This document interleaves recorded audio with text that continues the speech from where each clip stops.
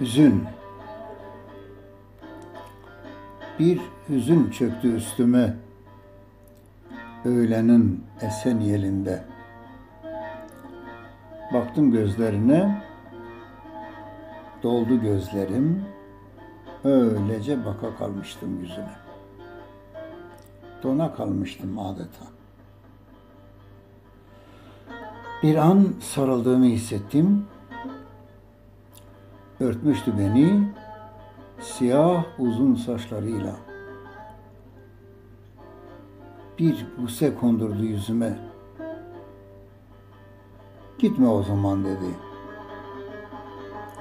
Ya kalsam sensiz neye yarardı kalmak ya da gitmek? Gitmek veya kalmak sensizlikse aynı şey değil miydi?